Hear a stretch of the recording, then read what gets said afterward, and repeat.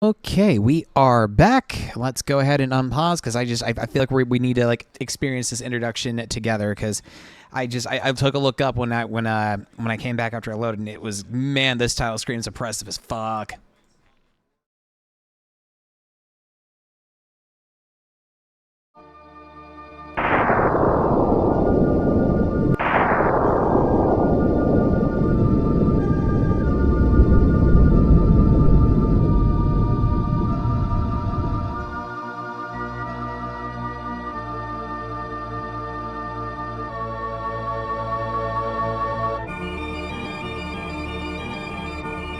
Fuck, that music too. Shit.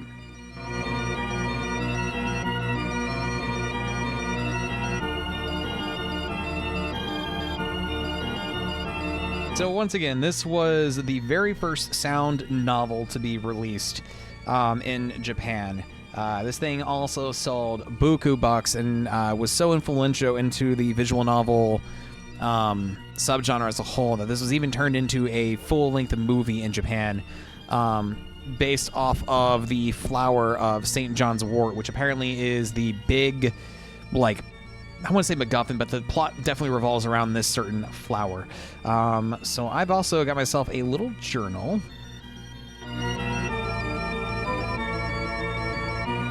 To at least track the choices we make, if you will, as we go through Otogirisu Hypercom Perfortatum.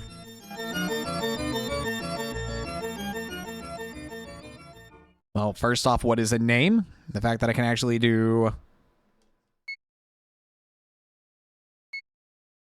All right, our name. Seth.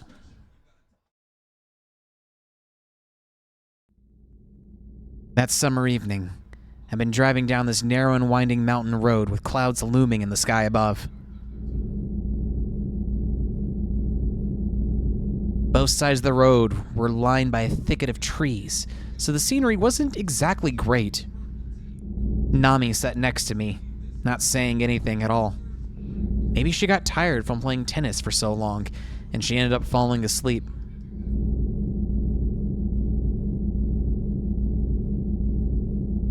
Wow, first choice already?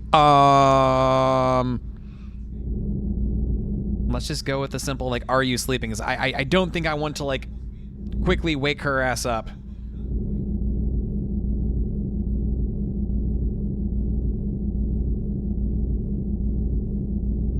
Are you sleeping, Nami? I called out to her gently. Nami opened her eyes softly. It took her a while to snap out of her dream, but when she noticed me sitting beside her, she smiled. No. I was just closing my eyes, that's all. Despite what she said, I was certain that she'd been asleep. Sorry I disturbed you then. It's okay. You can go ahead and sleep. No, I should be apologizing to you. You're the one who's been driving this whole time, after all. I was just bored since the radio doesn't work way up here in the mountains. Nami looked out the window. Hey, Seth? What? What's the name of those flowers, I wonder? I noticed them earlier. There was a big stretch of yellow flowers beside the road that had long, thin stems and and elliptical leaves. They go by a few names, Hypercom's St. John's wort or Otogirisu. Spelled out, that's brother cut flowers. Otogirisu? Yeah. There's a weird story about these flowers. I thought I'd tell it to Nami to make the drive a little interesting, so...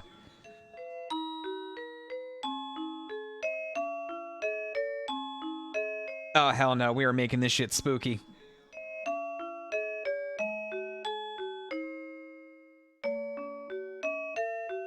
Yeah, this possibly can't bite me in the ass. If you shine a light through those elliptical leaves, you can see a bunch of black spots on them. Those are the blood of a young man who was cut down by his older brother after some bad blood between them. The spots are the younger brother's blood? It was back in the Heian era, somewhere between the years 794 and 1185. There were two brothers. They were falconers. They'd passed down a secret medicine in their family for generations. It was used to treat falcons' wounds, but the secret got out. The younger brother had told his girlfriend, and the older brother was furious. Nami held her breath, knowing what was coming. On a scale of 1 to, oh god, how fucked will this VN get? I legit don't know, but we're already ticking off like those horror trope boxes, aren't we? Between, a young couple driving in the mountains, car's probably going to break down, they're going to go into a spooky-ass mansion, well, that's the one from the title screen. Supernatural elements are probably going to happen. Yeah, it's going to get fucked real fast. He took a katana and chopped off his brother's head. Thwack! Nami flinched. The spray of blood hit the leaves, and after that, they called the hypericum flowers Otogirisu, the brother-cut flowers. That really happened? Struck by the falling rain, the hypericums bobbed up and down. It looked like they were nodding yes. Fuck, that rain's coming down hard. What a sad story. I can't believe he killed his own brother over that. I saw that tears had come to her eyes. Nami, an only child, was easily moved to tears by any story that was remotely emotional.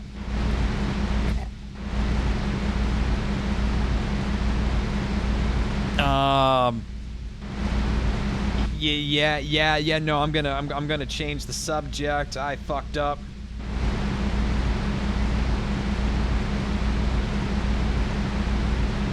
I thought I'd change the subject. I'm so hungry, Nami. Hey, more importantly, are we heading the right way? I feel like this place looks really different compared to before. And now that she mentioned it, it did look different.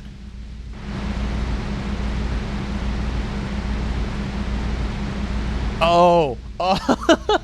Yes.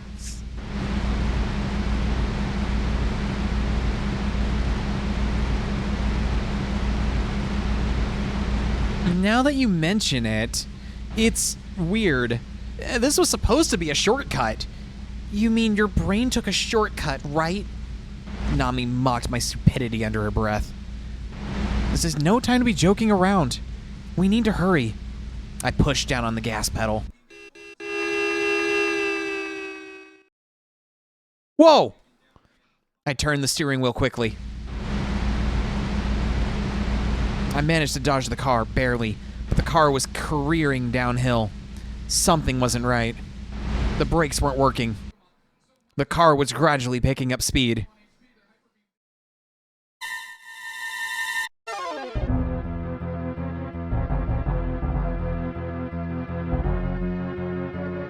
Oh, never mind, we got the JRPG music going. Seth, brake! I'm stepping on the brakes. They're not doing anything. Well, do something. To my left was a big tree, and to my right was a river.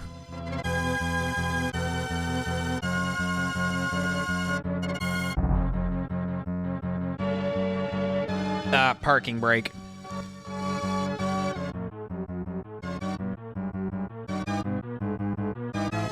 We're gonna be fine. I pulled on the parking brake. No dice. We're not gonna die. I shouted as I stepped on the brakes again, but it didn't do anything. Ah! Nami tucked her head down. I closed my eyes too, but I was so worked up I kept screaming something. Seth. Huh? When I opened my eyes, I saw that the car had stopped.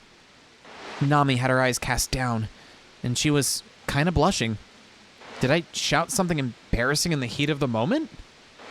Don't tell me I shouted out that I loved her. To hide how bashful I felt, I said,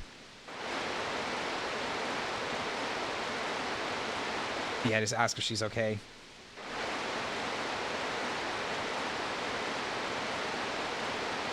Are you okay, Nami? Yeah. We got out of the car. We could see a small light through the grass. Maybe it's a house. Does that seem the kind of place where you find a house?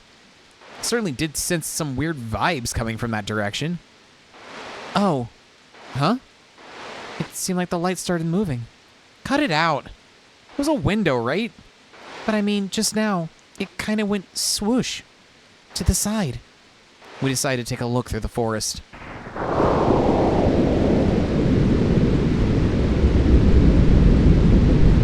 Nami covered her ears and squatted down. I gasped and watched the giant tree fall. The cedar tree had split in two, and it was smoldering, pushing black smoke up into the air. Below it, my car had been smashed beyond repair. How? It's as flat as a pancake, huh? Well, at least we're both alive. We should get going. We can't just stand around here, after all.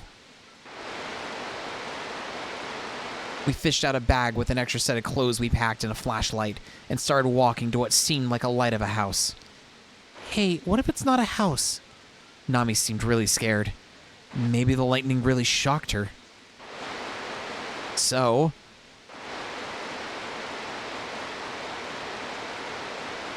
yeah, no, I took her hand. I might have shouted out I love you, but I'm just not going to leave you in this creepy-ass wood alone, hun. Hoping to calm Nami down, I took her hand. No! She was acting like I groped her or something. Hey, Nami. Oh, sorry, Seth. Your face looked like some kind of dried-up mummy for a second there. Huh? A mummy?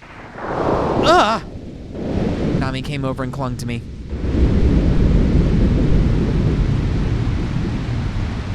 Nami doesn't have a tree branch pierced through her body, does she? And then we had to open up the survival viewer. The rain's getting worse. Let's pick up the pace. Oh. Nami and I both said the same thing at the same time. There's a line of nothing but hypericums. Hypericums. Yeah. They looked almost like a path that was leading us toward the light. That's when I said...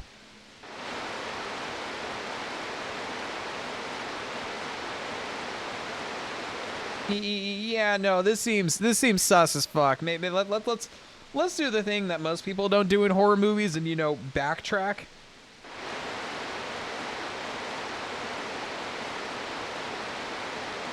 Maybe we shouldn't go. It's not like we have any other options, though. Right. I started walking along with Nami. We were now standing right in front of an old Western-style mansion.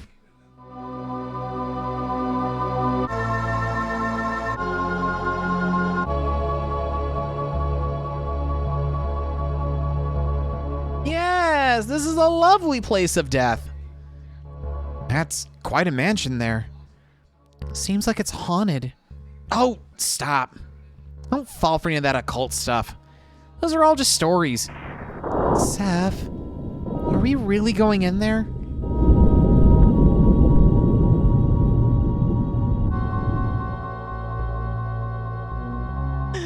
We can't be afraid of our girl.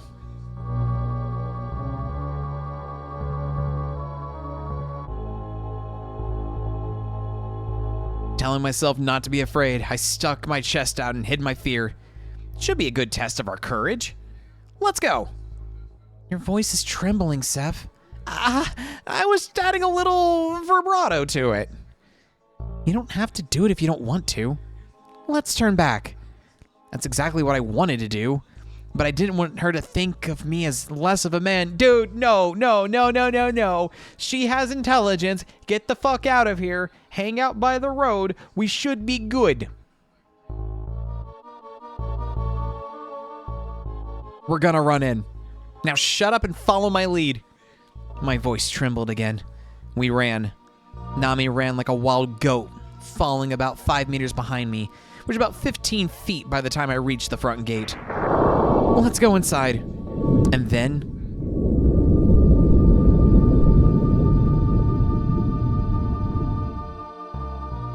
yeah, no, I'm gonna fall for the brave guy trope. I can't help it.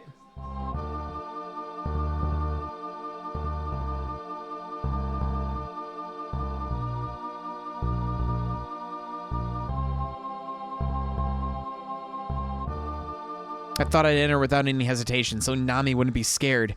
I easily pushed open the heavy-looking doors of the gate, which gleamed back, wet from the rain. They put up no resistance. "Excuse us, we're coming inside." We politely bowed before taking the first steps beyond the gates. The whole garden was filled with hypericums in bloom. All they're growing are hypericums. At that moment, something raced by. Oh, it's a cat. Oh, kitty. Oh, a cat? Man, it scared me. It's a black cat. The black cat turned back to face us. Its body began to swell with light and it turned green. No, a green cat? The green cat quickly left, heading through the many hypericums in the field. Seth. Without delay, I said, trick of the light.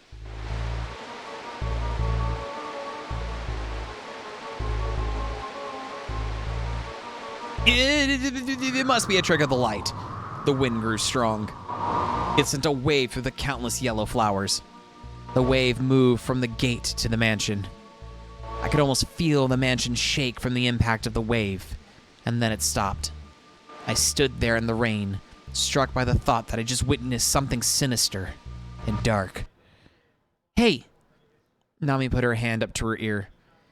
Do you hear that? Something's rustling. Huh? You mean the wind blowing through the leaves? Not that. Something else. Suddenly, a speckled snake slithered out of the tall grass. I could see its fangs glistening in its open mouth. You hear it, right? That sound. What are you talking about? Look! It's a snake! A snake! I took Nami by the hand and ran towards the mansion in a panic. Hey, wasn't that a rattlesnake? What's it doing in a place like this?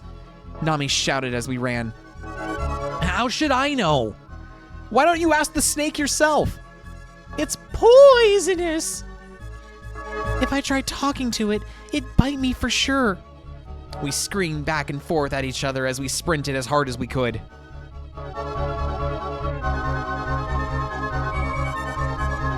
Holy fuck, that snake's got a fucking vendetta against us. We ran up the stone steps to the entrance, and when we turned back, we saw the snake slithering towards us over the brick-lined path. I grabbed the door's handles. The door was locked, and it wouldn't even budge. Excuse me? Could you open the door, please? Please? There didn't seem to be any response from the inside of the mansion. Seth, it's coming. It's coming closer. Nami shrieked.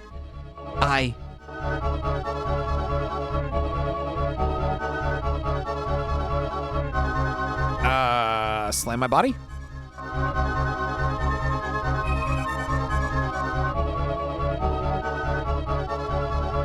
I put all my power into my right shoulder and slammed the door as hard as I could. It's a good thing the door was so old. After 2 or 3 hits, the lock broke, and the momentum sent me falling straight through the entrance. That takes care of that. Oh, you're bleeding. Nami grabbed my hand. My left hand had been scratched and it was bleeding. Oh, it will be fine. It's just a scratch. I sucked at the wound. Don't do that. You need to get it properly treated.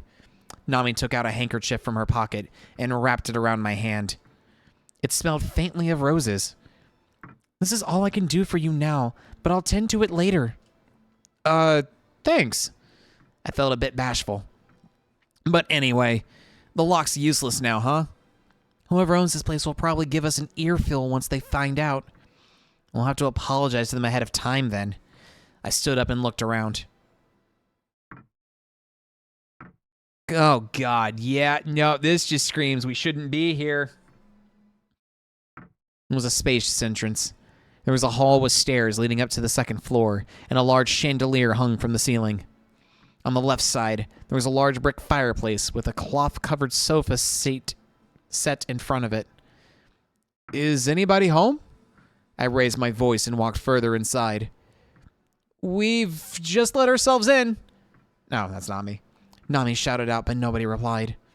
Maybe nobody's home? Yeah. Well, whatever. Let's sit down for a while. I'm exhausted. I walked over to the sofa. I saw that there was a suit of Western-style armor that had been placed beside the fireplace. Oh! Oh, God, no. I've seen suits of armor on the TV and in photographs, but this is the first time I've ever seen one in person. People fighting in the Middle Ages actually wore these things. Okay, that's how you go back. It occurred to me how heavy it must have been for those people to wear them. Hey, what's up with that? Nami tapped my shoulder. What's up with what? That there. Nami pointed over to the right side of the entrance hall. I don't like the looks of this aquarium. A huge aquarium had been placed up against the wall. There wasn't anything particularly unique about the shape of it. It was just an ordinary-looking glass aquarium you'd find anywhere, set in a silver-colored frame. And the problem was the size. It was abnormally large. You think there's something inside it? I went over to the aquarium. Dude, what? No, this is like, this is 101. You don't go to strange ass things. We're already breaking into a obviously haunted estate. The inside of the glass was covered with mildew, and the water was really dirty. Even if something was in there, you wouldn't be able to see what it was. Oh, I'm not. No. No, we're taking a peek from above. I'm not putting my hand in that thing.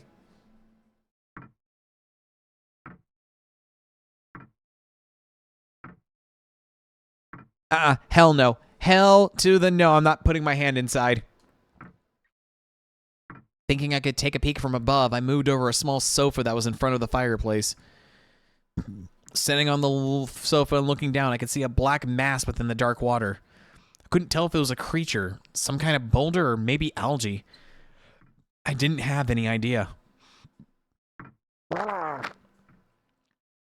Well, do you see anything in there? No, nothing. At that moment, the black clump moved a little. Something that looked like a ping pong ball floated up to the top. Ugh! I looked away. It smelled like rotten fish, and the stench made me feel nauseous. I held my breath as I looked down once more, but I couldn't see anything that had changed. What could that have been? And then...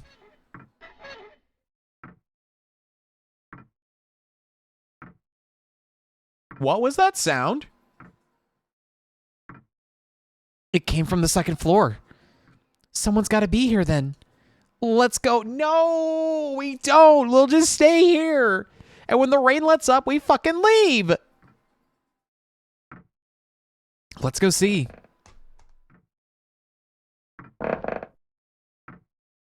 Oh, it creaks with every step. Also, the sprite work in this game. Holy shit. We walked up the stairs at the entrance. Hey. Even though we'd come so far as to walk up the staircase, Nami was whispering to me. What should we say if we meet whoever lives here? Well, be honest with them and tell them we had an accident on the road. What else are we supposed to say to the... Huh? What's the matter? Isn't there a suit of armor over there? I pointed to the side of the fireplace. Yeah. Oh?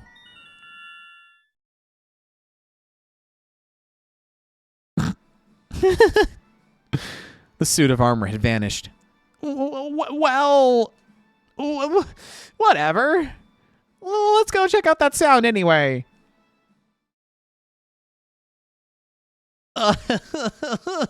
No. No. At the top of the stairs, the corridor went to the left and to the right.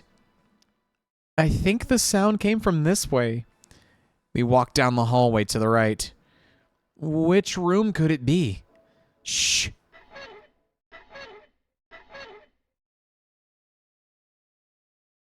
I can hear it again. This is it. There's no reply. Are they not here? I opened the door without hesitation. Nope. Nope, nope. Nope, nope. Nope. Nope, nope. Nope. Nope. Fuck this. Fuck this. It was dark inside. It didn't seem like anyone was there. There was a wooden table in the corner to the left with an electric light stand on it, which glowed with a red light. Why is it red? I saw another table, a smaller one right beside it. It had checkered cloth on top of it and a single book. I stepped inside of the room. Whoa! The door suddenly slammed shut behind me.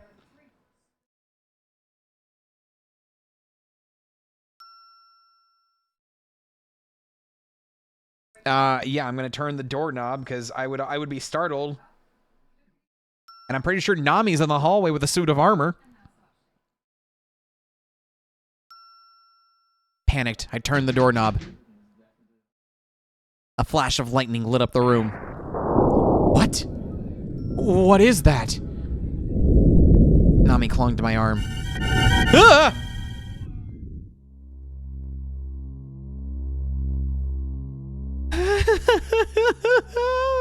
Fuck. There was a dried up mummy sitting in the wheelchair. On its lap was a book. What I had thought was a low table was actually the mummy's lap. What? My teeth were chattering. The light from the stand cut out, and the room went totally dark. Did the wheelchair just move? Whoa. I stepped backwards. Ah! Nami tugged at my clothes. The squeaking of the wheelchair was coming closer and closer. My hands trembled, and I wasn't able to open the door. Hurry! Hurry up and open it! We practically fell over ourselves to escape into the hallway. But it was pitch black outside the room, too.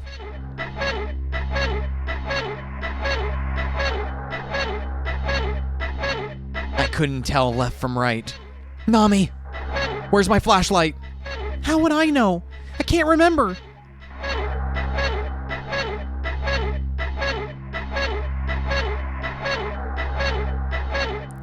Oh, yeah, we just so happen to have a lighter in our pocket.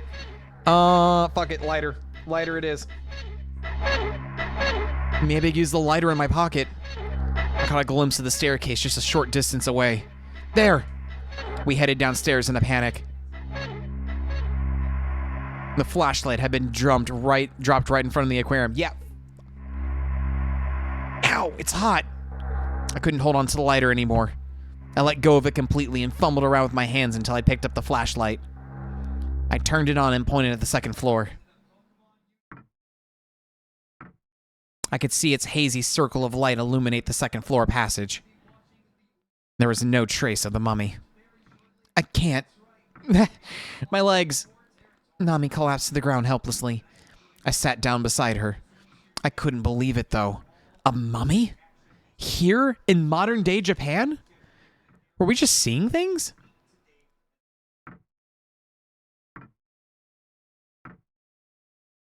Oh, come on. I can't console her?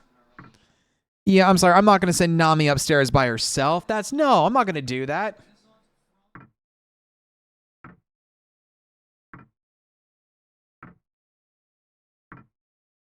I didn't want to scare Nami, so I decided to go check out the mummy by myself. Where are you going? Nami called out to me from behind. I'm going to go find out whether or not that mummy was real. Who cares if it was real? Nami's the real hero of this story. Let's just stop. Nami was terrified. But I'm curious. And Nami, you're scared too. We need to find out the truth. No, we don't. No, we fucking don't. We just might have mistaken it for something else when it wasn't. It's true, but still. I'll be right back. I walked over to the staircase. Wait! Don't leave me alone here. I'll go too.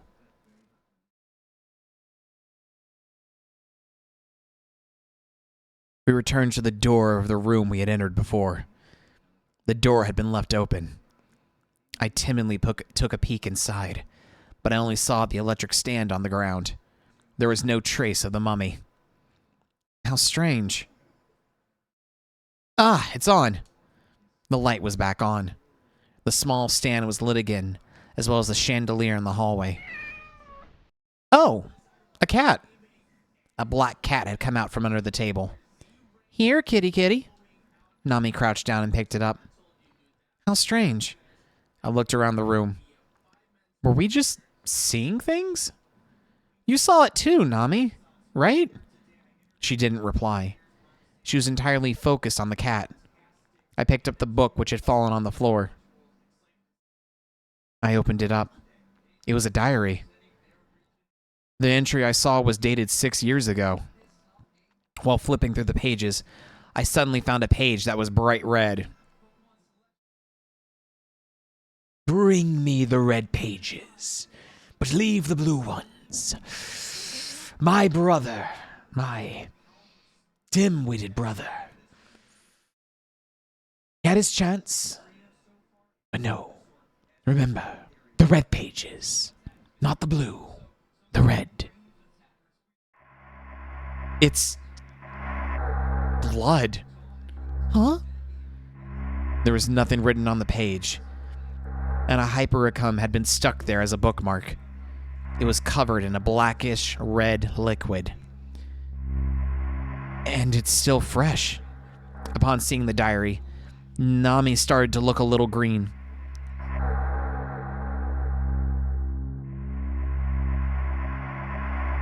Oh, yeah, no, we're as much as I said, no occult shit.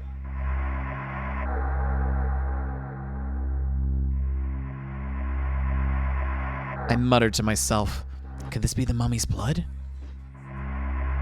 Hey, what's that sound? Oh, fuck, the armor. Something was approaching the hallway. Could it be that suit of armor that vanished earlier? That's ridiculous. The sound stopped right in front of the door. Oh, the cat. The kitty jumped through the gap in the doorway and went into the hallway. We held our breath as we looked at the door, but we didn't get the sense that anything was about to happen. We took a look through the gap, but we didn't see anybody there. It's strange, isn't it? Hey, this is creeping me out. Let's leave this mansion already. Nami sounded afraid when she said it. I replied,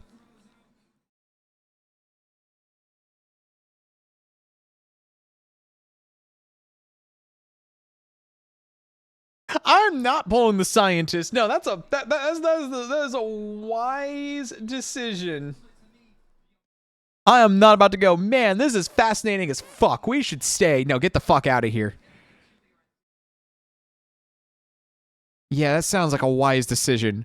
We looked around as we headed down the stairs. We made it back to the entrance hall. However... Huh? There are shutters over the windows.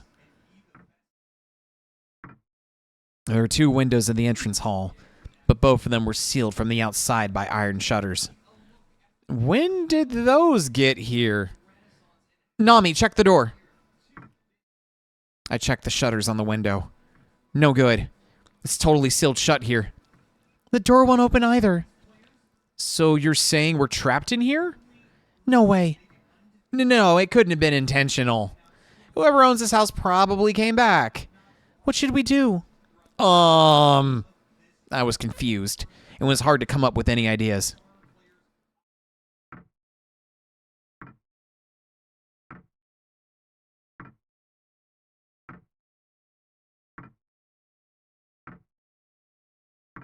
Look for a phone?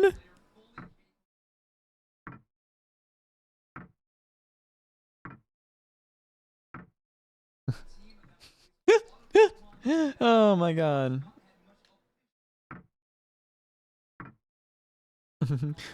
We're glad that you're home. Can we use your phone? We're in a bit of a hurry. Right, we'll just say where we are and then go back to the car. We don't want to be of any worry. You got caught with a flat. Well, how about that?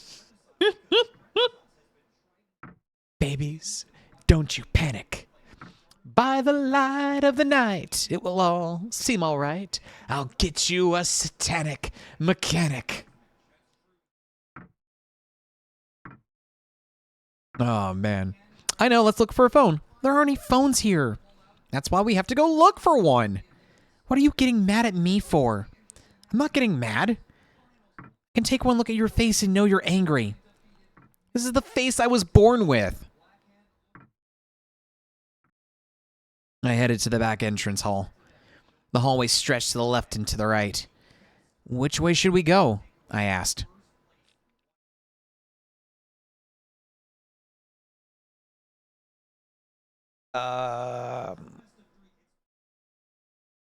Left. Let's check the left side. It has fewer doors. We entered the hallway to the left. So, which door should we enter? Well, let's save the further ones down for later. Let's start searching from the front. I grabbed the handle of the double doors on the left side of the hallway. The moment I opened the door, my nose got hit with the stench of mold. The lights weren't on. I fumbled around, feeling for a light switch. Once the lights came on, my eyes were drawn to the large wooden desk before me.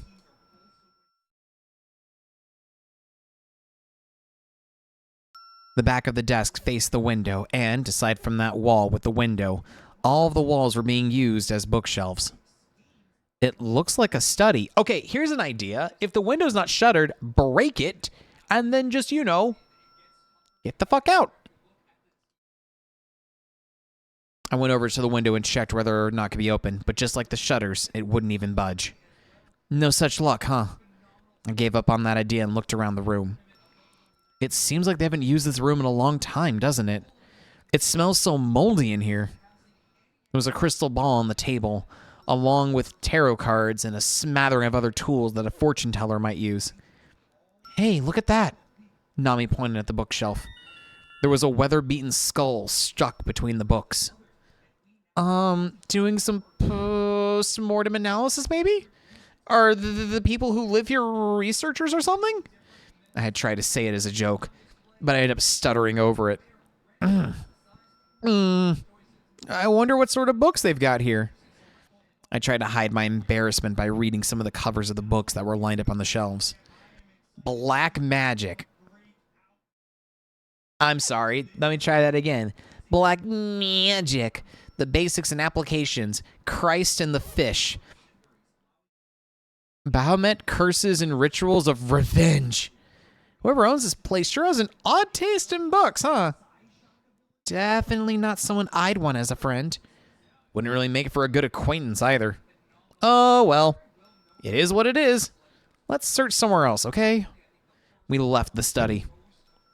After we walked from the hallway to the entrance hall, Nami spoke up. Hey, is that a phone under the aquarium? You've got to be shitting me. It really is. It was a black dial-up phone. Hey, we can call home from here. Nami couldn't hold back a smile. But could we even get anyone to drive all the way out here? Let's try calling home to find out. Sure. I held the phone up to my ear. All right. Whoa.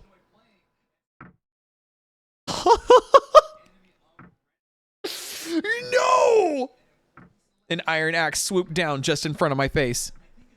When I looked up, I saw that the suit of armor I thought had vanished was suddenly standing next to the aquarium. I approached the suit of armor with caution and lifted the helmet. It was totally empty. Of course it's empty. Yeah. Of course it is. Nami screamed so loud. What's the matter? It cut the cord. Of course it fucking did. That axe just cut the phone's cord. What? I quickly put the phone up to my ear. I couldn't hear the dial tone. I stupidly tried calling a number anyway, but the phone was clearly dead. And there was no response. It's not gonna work now. There's no point of even trying. I hung up the phone and stood back up. Not much we can do about it. We'll have to find another way.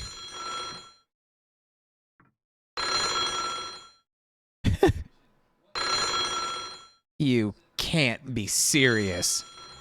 The sound of it ringing echoed through the spacious hall. Why?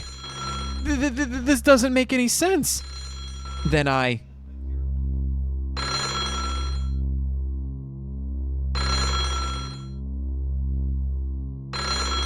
Oh, I'm picking it up.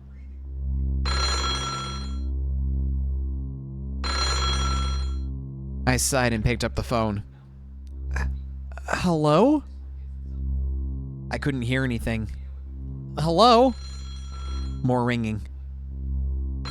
It's a different phone. A phone was ringing somewhere else in the mansion. Oh, that's not creepy. And one over there too. What's going on? I could hear more phones ringing. Hello? I shouted into the phone in my hands, but I couldn't hear anything from it. Who is it? I don't know. They won't say anything. It stopped ringing. Another noise came from the second floor. Just be thankful that you woke up the suit of armor. Otherwise, it might have came crashing down from the skylight, killing you instantly and giving you a bad ending. Oh, God. Oh, my God. Fuck Ghost Head. Fuck that game. Strange phones ringing, and now more noises.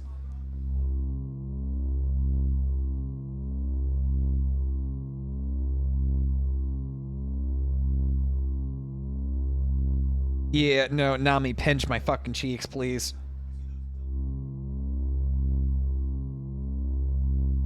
Nami, pinch me. Maybe I'm dreaming? Ow!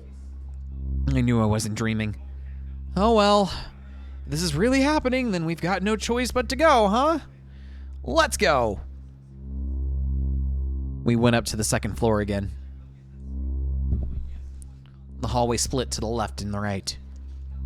Where did the sound come from again? Beats me. We should check out the left side first. There were 2 doors on the left and right side of the hallway that went left. Which door's the right one? I tried knocking on the door to the left, but there was no response. As I expected. I turned the doorknob and found that it was unlocked. I slowly pushed it open. The light from the hallway crept in. Hey, do you smell anything funny in there? Nami plugged her nose, opened the door all the way. What's up with this room?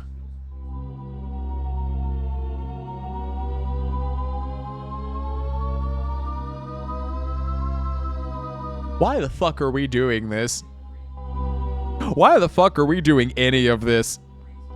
Across the walls and the furniture, the whole room was covered in straw dolls. Driven through each of them were long spikes. That's a lot of voodoo dolls. Oh my god.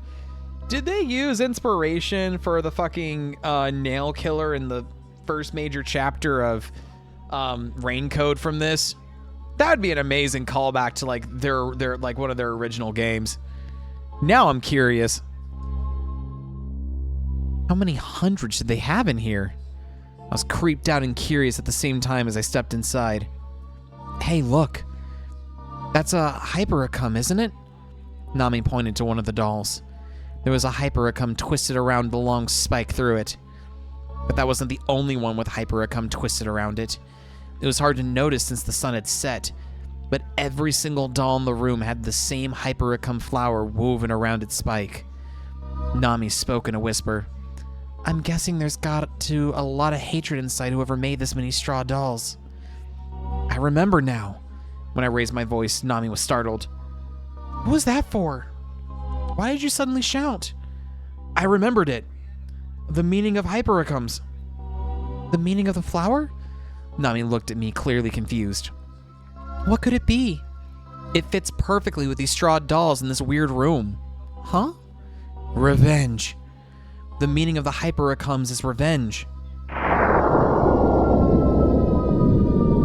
A flash of lightning outside the window eerily lit up up hundreds of straw dolls.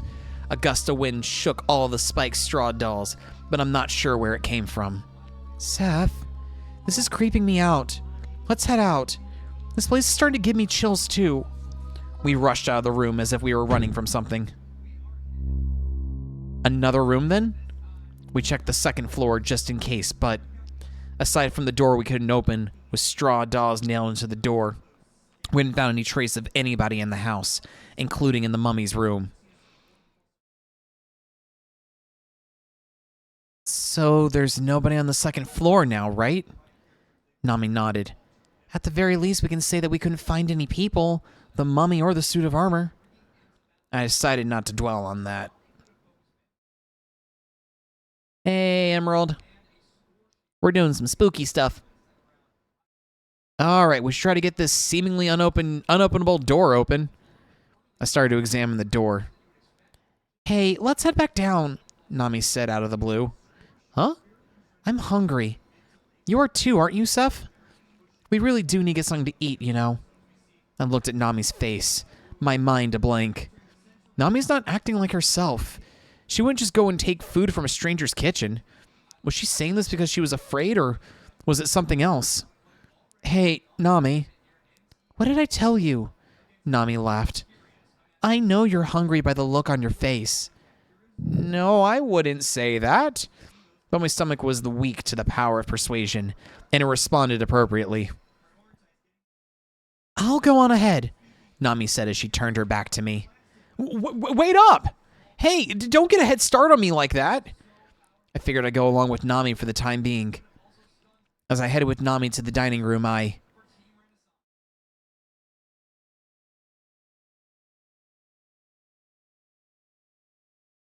I hoped for good food?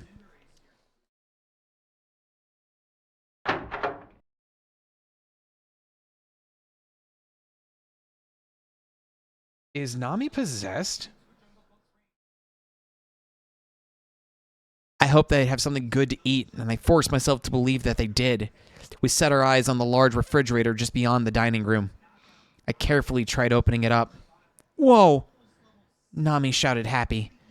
There were raw fish inside. We found 2 sweet fish on a large plate. Maybe they caught these in a nearby river? Seems like these were... This is not suspicious. Seems like these were just caught. But maybe we should find the people who own this place before we eat their stuff.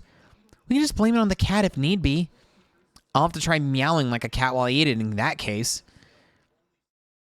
These actually taste better if you grill them right beside the river, though. We'll have to settle for the oven. I'll handle the cooking. Nami took out the plate. Whoa! What's this? Nami screamed and the plate fell from her hands. Huh? What? The 2 fish that had fallen on the floor were all dried up. Were they dried from the start? Yeah. Up until now, they looked like they were freshly caught, though. Those fish, so brown and dried out.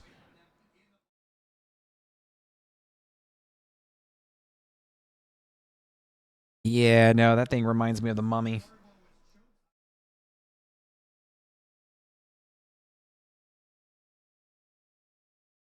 Seeing them reminded me of the mummy.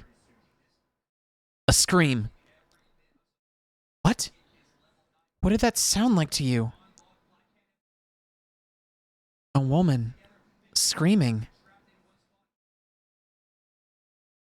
No, we don't!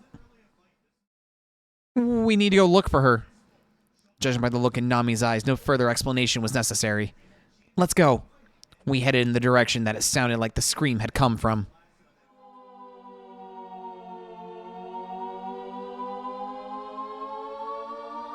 Hey, yo, my heart's actually racing right now. There was a line of 3 doors. That way, Nami said. No, this way. I pointed to a different door. Fine. I'll look over that way, though. Hold the fuck on. Hold on a second.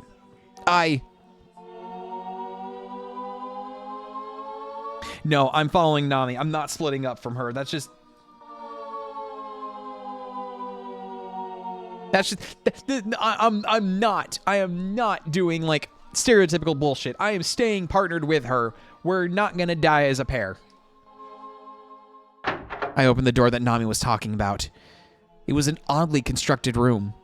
The inside of it looked just like the hallway, and beyond that was the way out. There was a glass door, and it was blowing back and forth in the wind. Oh. It wasn't a scream after all. It was just the sound of a door, huh? Nami, let's go out that way, I said. The mountain road at night won't be much fun, but I'm sure it'll beat being in this weird mansion. The glass door opened up, revealing the way out. The rain and wind were even stronger than I expected. No, it's pitch black outside. You can see a little bit, though. See? There was something with a color that was out of this world right before our eyes. It was some sort of insectivorous plant, and it was about as tall as me, sitting there, blocking the way out. Ah! Right when we tried to slip past the strange-looking plant, it spit something out at us. Yuck! Two of us got the plant's sticky sap on our face and hands. What is this stuff? It must be its sap. What kind of plant has sap that stinks as bad as this? Nami looked like she was on the verge of tears. The sap really was sticky, and it smelled disgusting. Hey, this is gonna make our faces rot or anything, is it? Yeah, right. But I can feel it stinging in my face. Now that she mentioned it, I can feel it stinging too. It's, it's just your imagination. No, come on, we've got to get this washed off quickly. We rushed over to the bathroom. And then... yeah, no, we're getting Nami cleaned off.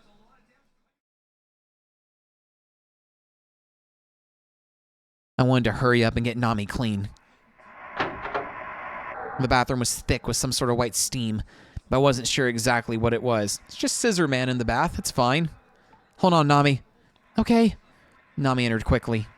As Nami started to wash her face, the white steam got sucked into her reflection in the mirror and vanished. I was stunned into silence. I couldn't believe my eyes, but Nami seemed to be totally unfazed. Her reflection smiled at me from the... oh, fuck that. She didn't seem to have noticed what had just happened. You should get washed up too, Seth. Your face might rot off if you don't. Thanks? I'll just wash my face then, for starters. Flustered, I changed places with Nami and started washing my face. I felt sort of like I was being watched, so I looked up. Nami's reflection was looking at me, and her eyes had an otherworldly light to them. I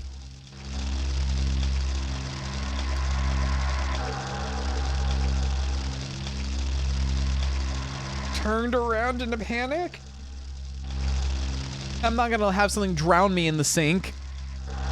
I knew something was way off, so I turned around in a panic. What are you making that face for? Nami laughed, looking as nice as ever. Oh, well... I wouldn't tell Nami that her face had just looked like a demon that no man would ever touch. I looked back at the mirror. Nami's reflection was still glaring at me, and now the usual Nami with her happy face was there as well. Nami! I turned around. What are you shouting for? Nami was laughing. Nami! The mirror! Is something wrong with the mirror? Now Nami and I were the only ones reflected in the mirror. Oh, I just wanted to know if you saw this beautiful girl that I saw in it. I saw a sliding glass door further in. Nami, let's get out of here. I pulled open the sliding door. Beyond the door was a stylish and spacious bath and shower room.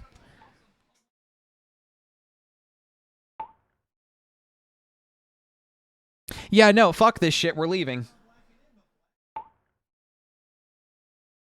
Oh, the bathtub's here, huh? Let's leave. I turned back to Nami. Seth, maybe this is a bad time to ask this, but... Huh? Let's take a shower, okay?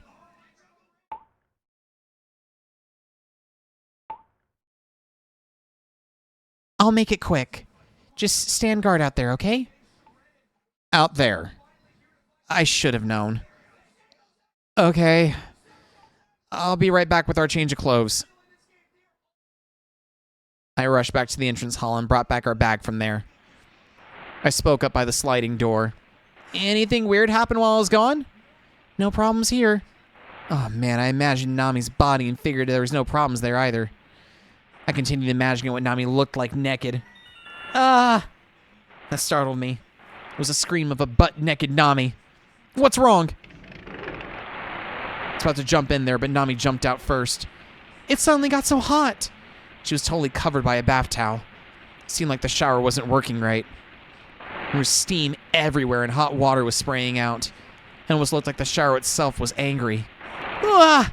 Hot, hot, hot! I couldn't even bring myself to get close enough to adjust the temperature.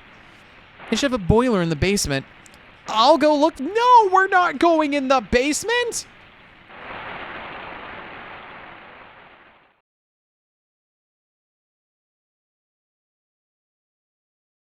We're dead, aren't we? This is a dead end, isn't it? After heading down the stairs, I found the boiler room. There was a round boiler that seemed like it could start spitting out fire at any second. I turned the spigot this way and that. It seemed to calm the boiler down. Everything should be fine now. The temperature was set to 100 degrees Celsius. That's 212 degrees Fahrenheit. Who could have done this? I suddenly became worried about Nami. Nami! I hope she's okay all by herself. In a panic, I vow to never leave her be.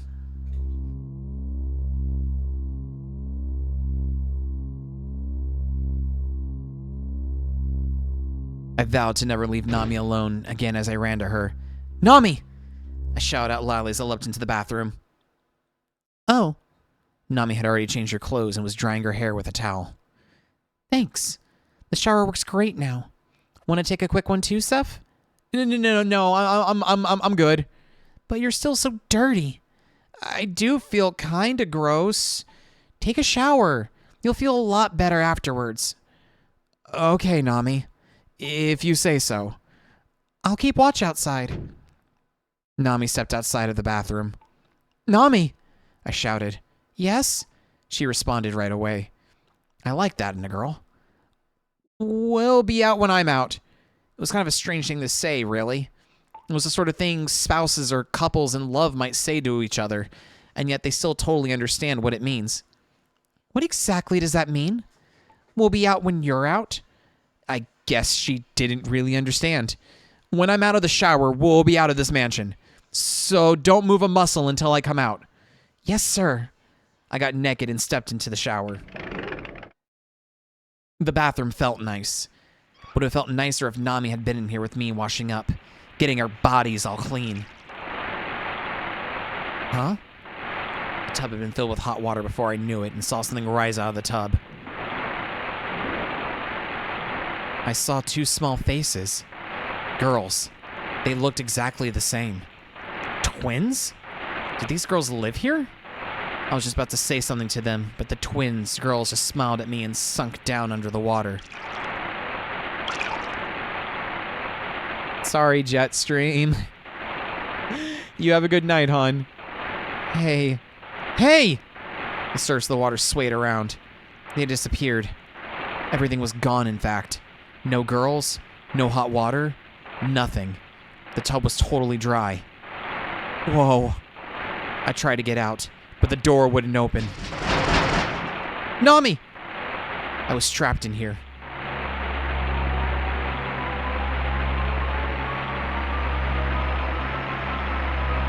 Yeah, we're gonna keep shouting. Sorry, Jetstream. If you don't want to be here on Monday, like, I plan on doing this on Mondays. I don't know how many runs we're gonna do, but I mean, rest assured, like Fridays we will be doing Quest for Glory. So I'm sorry, hon.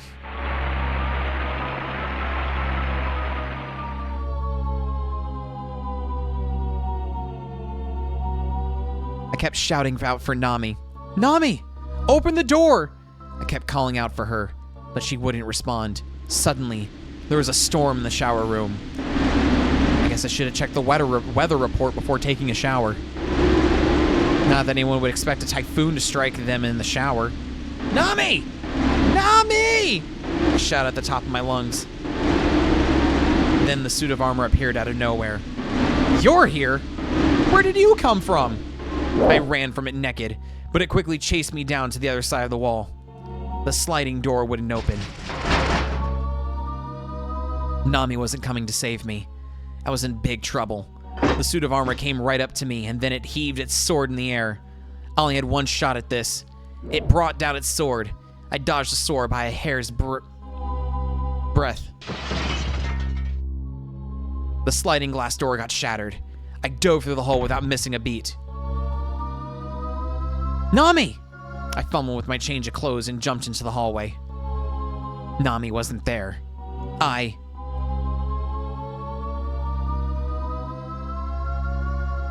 Worried that something happened to Nami.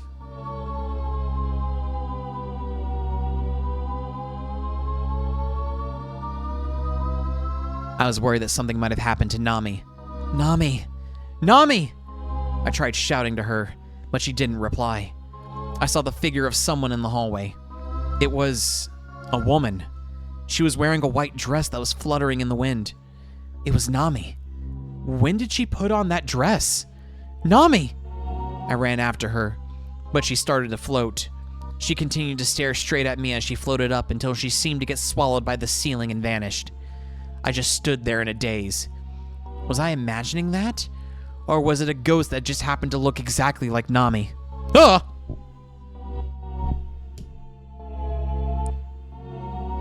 A pair of eyes flashed at me in the darkness, and I could hear laughter echoing around me. After that, only the wind was blowing. Nami! What in the world was going on with Nami?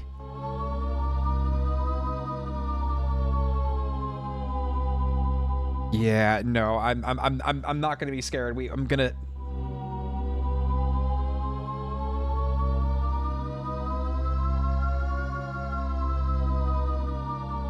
I have to find her no matter what, I thought to myself. I relied on my intuition. Where was Nami? This was the room. I was sure of it. Nami was sitting in the corner of the room, holding her knees. Nami? Seth?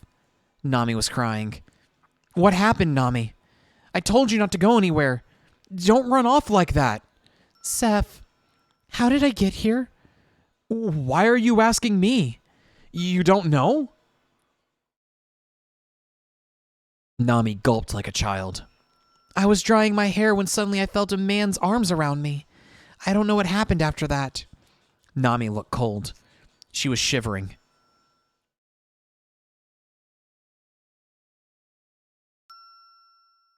Nope, I'm gonna comfort her.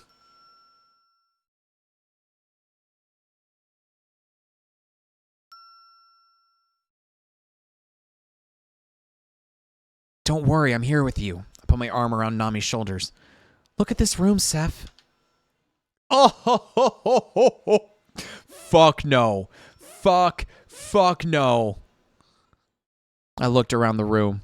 There were all sorts of toys. They all seemed to be toys for girls from about 15 years ago. Oh. So this was a kid's room. It all brings back memories. Nami said. Yeah, it does for me too. The girls in my neighborhood all had toys like these. No, I didn't mean it that way. Huh? It's not just the toys that bring back memories. It's this room too. What a weird thing for Nami to say. Hey, I wonder why everything's in sets of 2. There were 2 of everything. 2 babies with each a milk bottle, 2 playing houses sets, 2 chairs, and so on. They must have had 2 girls. Nami picked up a monkey toy. Ah! Nami screamed in terror. The monkey toy bore its teeth and angrily struck its cymbals. Just throw it away if you don't like it. Take it from me. I can't get it out of my hands. I plucked the annoying little monkey out of Nami's hands and smacked it. Let's get out of this lousy mansion. As I led Nami out of the mansion, I felt like we were being watched.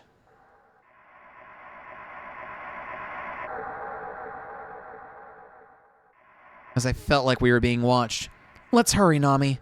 Nami suddenly stopped in her tracks. There were old lines comparing heights carved into a thick pillar that stuck out of the stucco wall. Judging by the height, they must have been 3 or 4 years old. Names were etched into limes. Nami and Naomi. It's my name. Hey, cut it out, Nami. You make it sound so weird.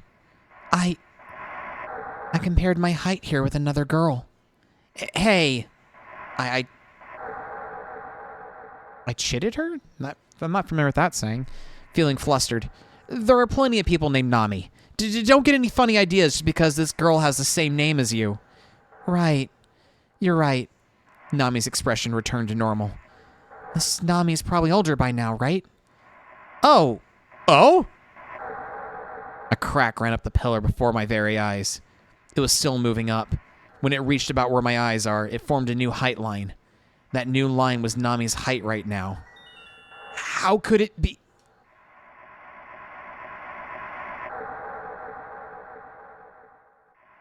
I'm gonna wonder who Naomi was?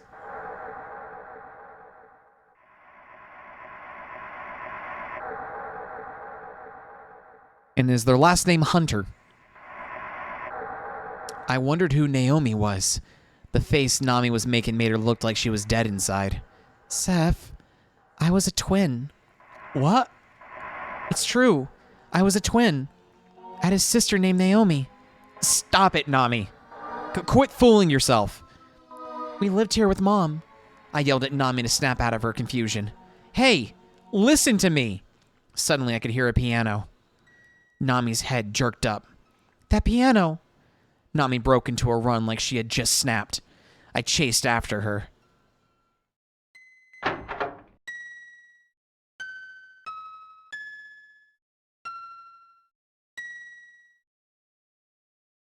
There you go.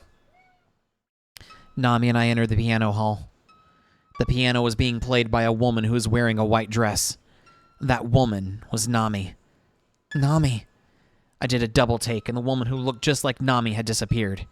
The piano was still playing, as if it was a player piano. I was a twin, Nami said it loud and clear. My sister and I lived here together with our mom. Wind blew through the room. It sounded unreal to me, but Nami didn't react to it at all. There was a man.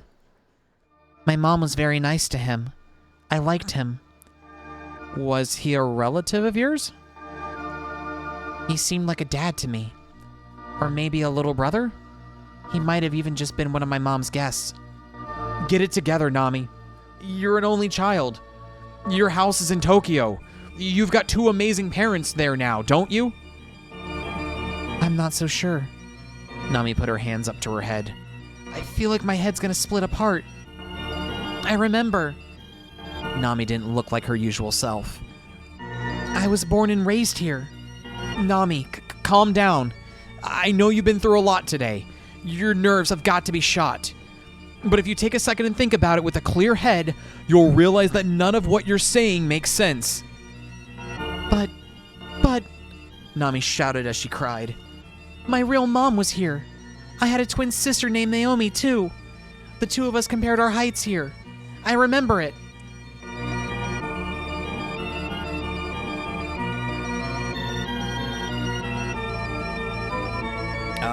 Yeah, don't give me that nonsense.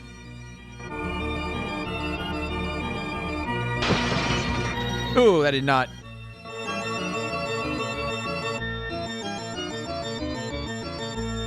Don't give me that nonsense. Your mom's waiting at home for you now, you know. We just needed to get out of this mansion. Nami, let's get out here through the window. No. Nami stood up. This is my house after all. Nami, you need to chill out. What about your mom and dad in Tokyo right now? Your mom told me she named you after your birthday. Nagatsu Mika. July 3rd. She's the one who named you Nami. What do you have to say about that? She just made that story up, Nami cried. She took me in after I left this place. Yeah, the memories are coming back to me now. More of them, and they're clearer than before. I'm telling you, those are all just a bunch of... I know how dangerous it is for you to stay here any longer.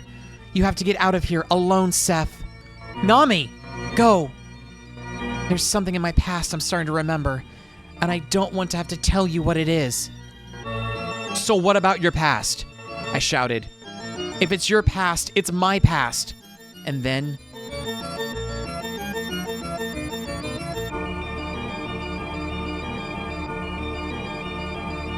Try to convince? Don't like where this is going. I thought about what I could say that might convince Nami. The breeze here will calm you down. If anything happens, shout for me, and if anything comes in here, get out. What are you gonna do, Seth? I'm going to investigate. We know at the very least there's a mummy in this mansion. There was a suit of armor, and there's somebody who made it disappear. I'm going to find out who that person is. No, Seth. I'm going. You can't. Please let me go. Nami shook me off and left the room. I ran after Nami as fast as I could, shouting. Yeah, I'm the only one you can trust now.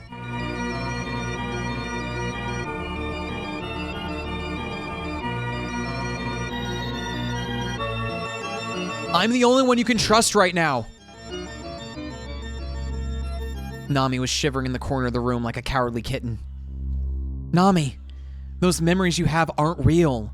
Put that nonsense out of your head right now. Nami shook her head weakly. I'm going to kill... Huh? I'm going to kill her this time. Together with my sister. We're going to stab her to death. What are you saying, Nami? It's too late for us now. We're cursed. Nami, just calm down. Leave me alone. Just drop it. Nami pushed me away and ran off. I went looking for Nami. I knew that if I didn't find her now, something terrible would happen to her. How much time have I spent running around this mansion now? I could hear Nami scream. Seth, come here. Then...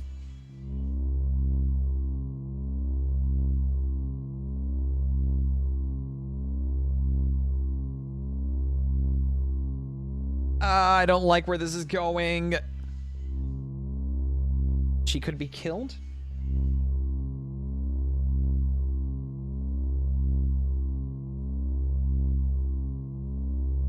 She's gonna be killed if I don't hurry up. That's what I thought to myself as I ran. Nami! Nami was just standing there in a daze. Seth, look, Nami said as she handed me something. It was actually 2 diaries, written by a mother. There was a diary with Nami's name and another with Naomi's name. These diaries prove that I was her child. These prove that Naomi and I were children. Aha! I laughed, though I had no reason to. Just because it has your name, Nami, that doesn't mean it's about you, does it? Even if it has this? Nami showed me a page that had her date of birth written on it. Even the blood type is the same. This is me. My mom wrote these diaries about me and Naomi. Nami covered her face with her hands and flew out of the room. Nami, wait. Don't follow me. Nami looked back at me with tears in her eyes. I've let somebody die. Even if I haven't, I'm about to let somebody die. That's ridiculous. Oh, I can see their blood on my hands. These are the hands of a killer. I wouldn't let you kill anybody. Seth. Listen to me, Nami. You're the one who needs to listen, Seth. Nami shouted. I might end up killing you. Nami cried and vanished into the darkness of the hallway. Nami! Our relationship is going to be done for at this rate. I reflected on the situation.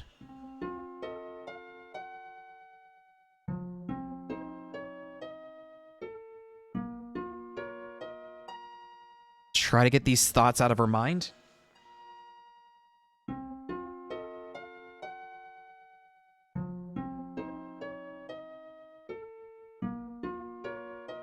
I had to get those thoughts out of Nami's head. Nami!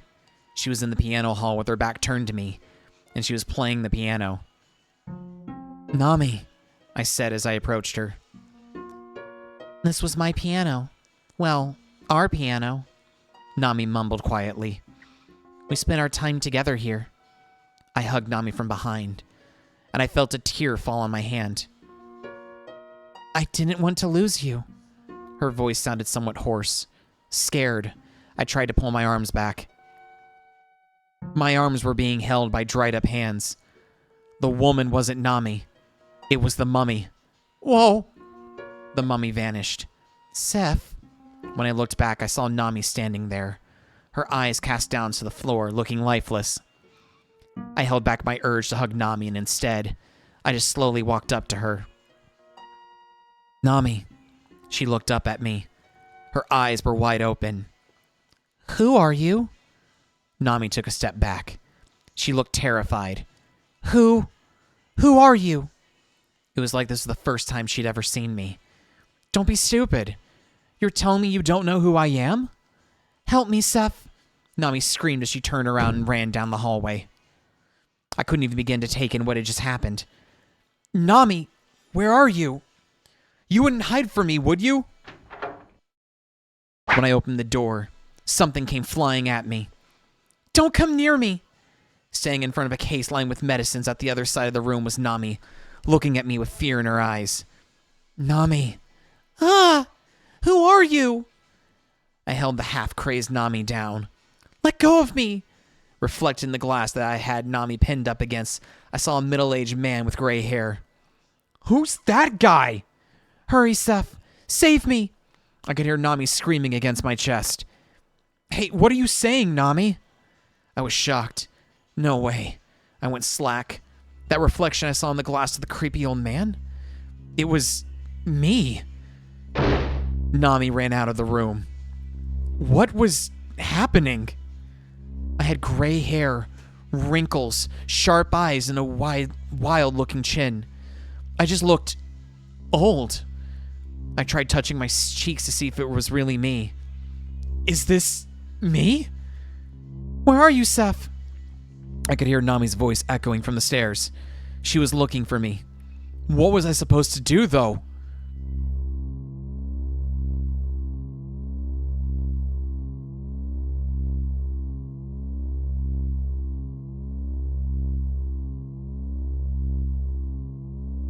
We have to get out of here?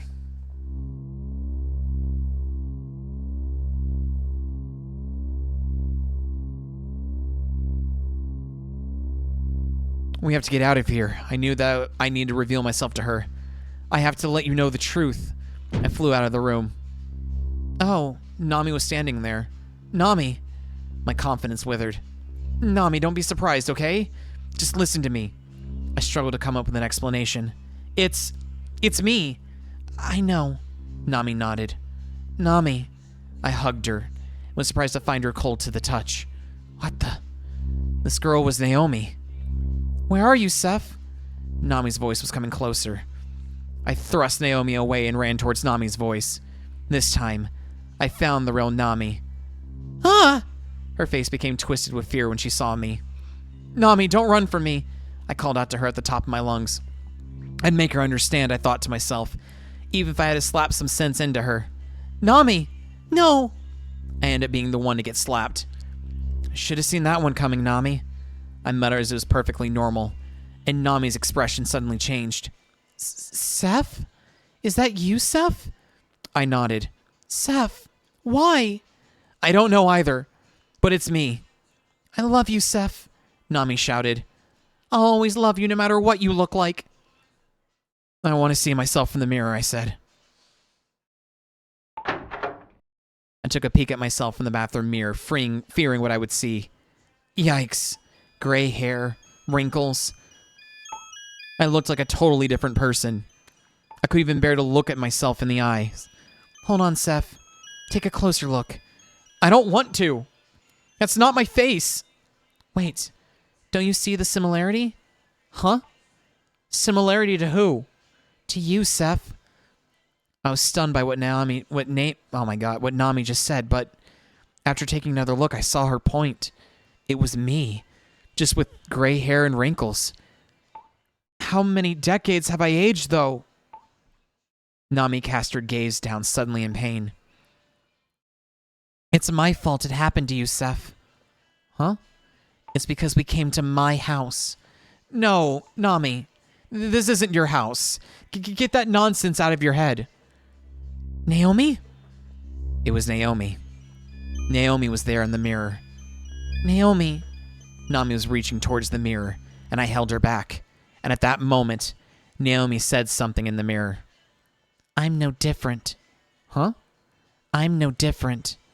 Naomi repeated herself there in the mirror, and then she vanished. Ah! Nami! It's okay. It's clear to me now, Nami said. My sister is a ghost, which means that the mummy is my mom. Nami began to tear up. Naomi was trying to tell me something. Yeah, I'm no different. That's what Naomi was saying, but what did she mean by that? I'm not sure if that bloodstained diary was Naomi's mom or Naomi's, but there was something written in it.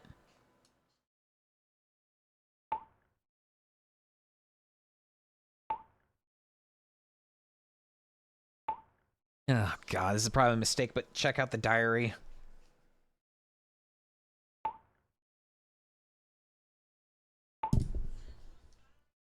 Okay, let's have a look. I decided to check out the diary. The diary was still in the mummy's room.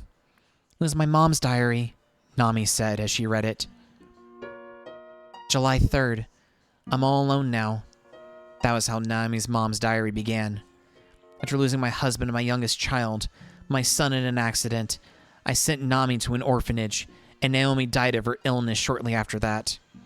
It seemed like she started writing just after Naomi died. Her diary is filled with all the thoughts she had after losing her family. Mom fell in love, Nami gasped. Despite writing of her experience in the modest words, she described meeting a man and falling in love with him, a love that she had only come to feel after years of solitude. At times I could sense joy that she felt in the words she wrote. It's making me get emotional somehow. It ended abruptly there on that bloodstained page. Mom got mummified, but how? You could ask the same thing about Naomi. How did she become a ghost? And for that matter, how did my face turn out like this? Hey, baby. I saw my reflection in the mirror on the dresser. I didn't want to see this old man with gray hair. Oh, I screamed out in shock. It's Dad! Naomi looked at me surprised. What's the matter, Seth? This face. It's my dad's face. Your dad? Yeah. He died before I really had the chance to meet him. My only memories of him are just looking at photos. Naomi, Nami said as she flew out of the room. Naomi wasn't there, but Nami kept moving forward into the darkness. Where are you going, Nami? Mom's got to be there. I'm sure of it. Nami was trying to go to the sealed door.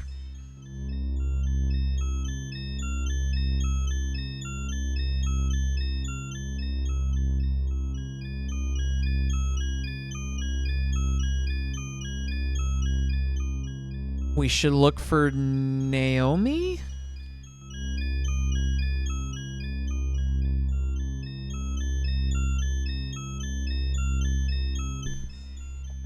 Wait, before we go there, we should look for Naomi, I said, after a little thought.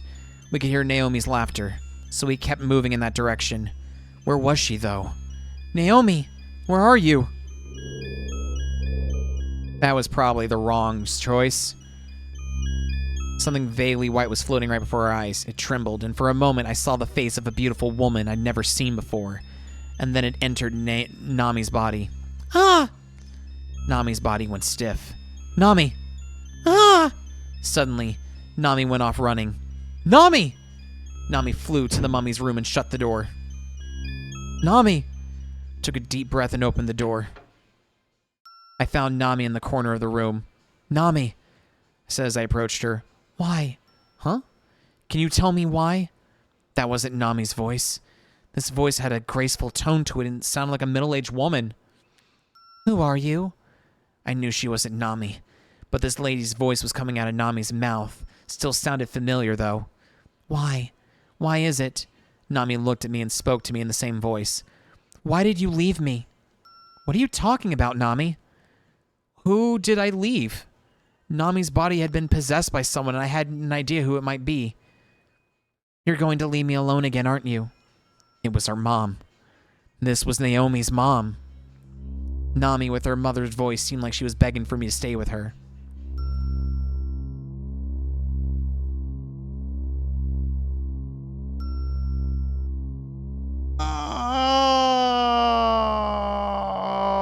I don't like this.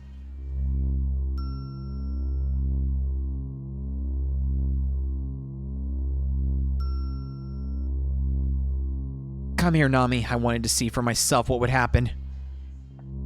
Through fire, justice is served. Here's Lunar. Oh, Pearl Knock with a rate of 9 with a crazy Chimera raid. Hi, Raiders. We're doing spooky stuff. We're playing through, Otogirisu, which is a horror visual novel. One of the first sound novels created by, Chunsoft. And this basically paved the way for like visual novels and video games like since. Like this is like the granddaddy of the visual novel genre that we know of today. It was labeled as a sound novel. Basically, we're playing as a guy and his girlfriend Naomi. Our car crashed in the mountainside road, and we sought refuge in a spooky old mansion in Japan. Basically, a lot of creepy stuff is happening, and now our girlfriend is basically possessed by the ghost of her mother. And every single thing we've tried to do, it's getting spooky, and I'm not gonna lie, my heart's honestly racing right now. I hug Nami. If doing this couldn't help her, I don't know what could. Nami's fingers caress my face like a long-lost love. Why did you leave me? Why? I got goosebumps. She was talking to this man. She was looking at this face. Nami's mom was asking my dad why he left her. Your wife and your son are really that important to you? Oh, God, my father was an adulterer.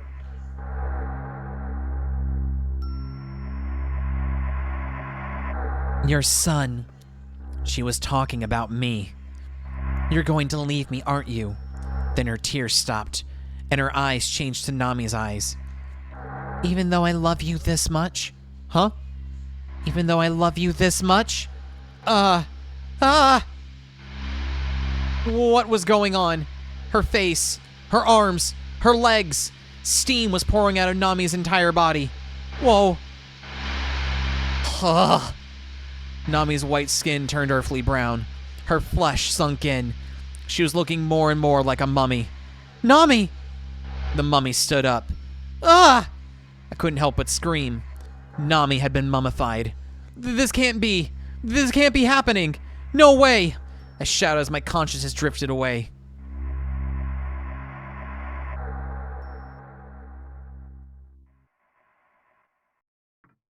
I had no idea how much time had passed. I was holding the mummy in my arms. Hey, Nami, can you not hear me anymore? Did you really get mummified? The mummy gave me no reply. Nami. I was about to scream again, but I held it in. Keep it together, Seth. You know you need to do that, after what you just went through. The one who saved Nami's mom from a life of solitude only to leave her in the end was my dad.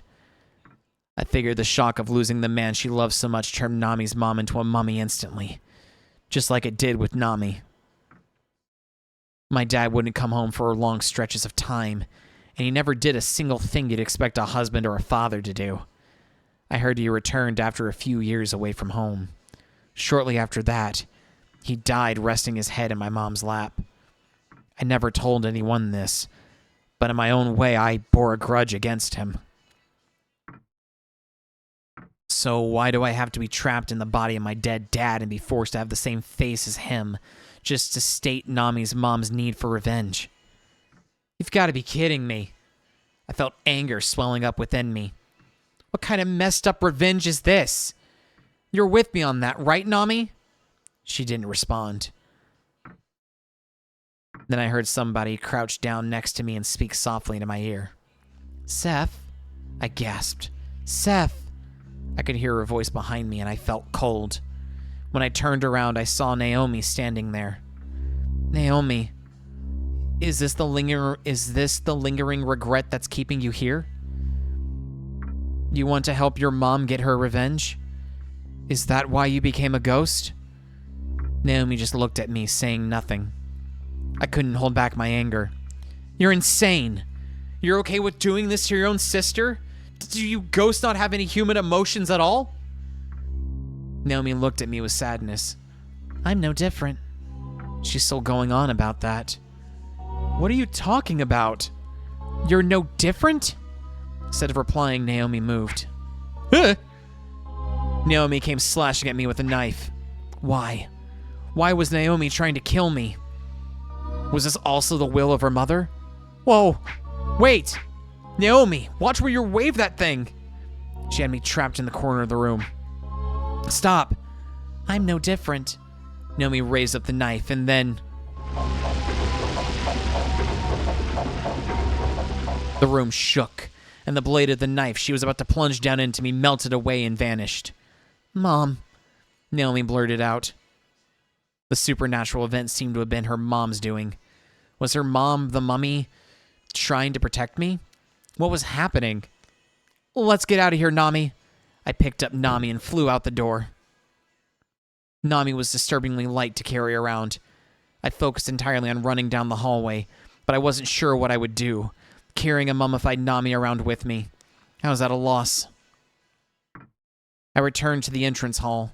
I placed Nami down on the large sofa.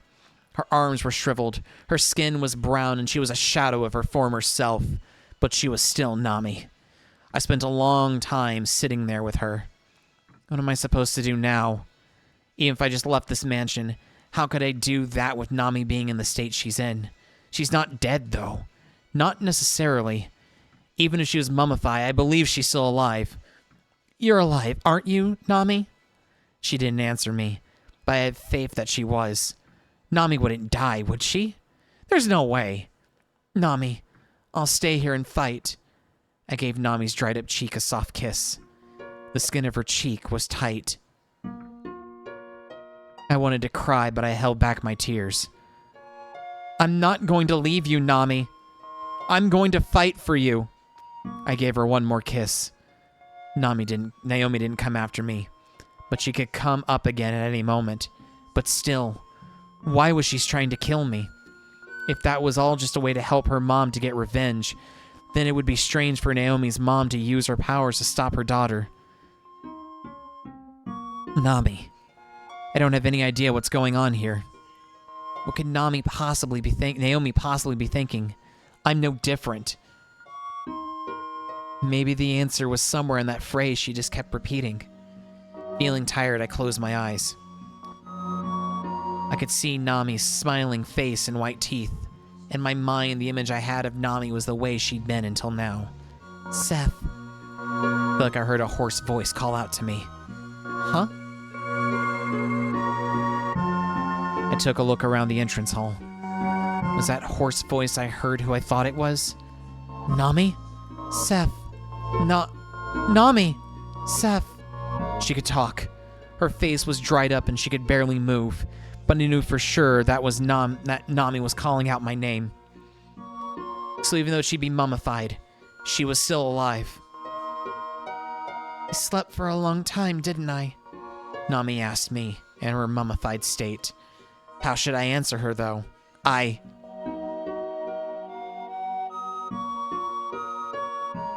Yeah, don't. Just.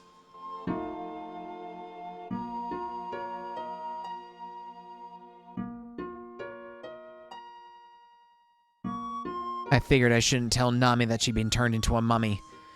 You slept well, Nami. I better get up now, huh? There's no need to rush on this trip, I said cheerfully. It's fine. Just relax a while longer. It's okay, to go alone. Huh? Just run, by yourself. Considering the state I'm in, you can leave me here. Nami, sorry. This is my mom's fault. Nami knew everything. She knew that she'd been mummified, and why my face had been changed. I'm sorry, Nami repeated in her low, hoarse voice. Don't apologize, I said, holding back tears. My dad left your mom. I won't apologize to you for that, and you shouldn't apologize to me either. I held firmly onto Nami's dried up arm. That hurts. Nami! She could feel.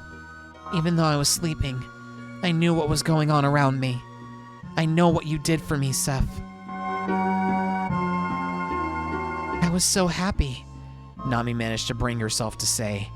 After a ton of effort, hurry, run. No, I'm not going to run. I'm gonna fight, and you're gonna fight too, Nami. The suit of armor appeared.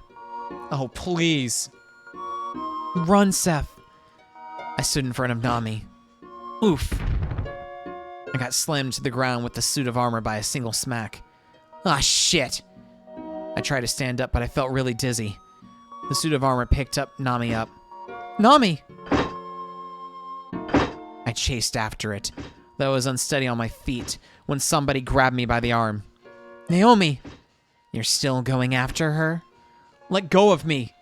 I tried to shake Naomi off, but her arm was stuck to me. It was cold as ice and it stung. Your mom wants to get revenge on me, right? So why did she take Nami? To show you how it feels when you lose someone you love. Nonsense. Tell her she's got the wrong guy. If you go after Nami, you'll be able to enter that room too. Was she talking about the sealed room? Is her mother, that mummy, waiting for me there?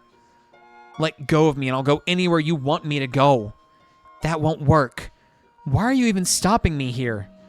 I'm going to kill you. Ugh!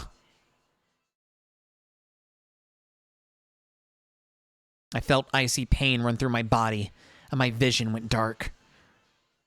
I could see something just barely. It was the ceiling. I was on a bed, surrounded by a nice smell, almost like perfume. It was probably flowers. Yes. There were light purple flowers set in a vase. They weren't hypericums.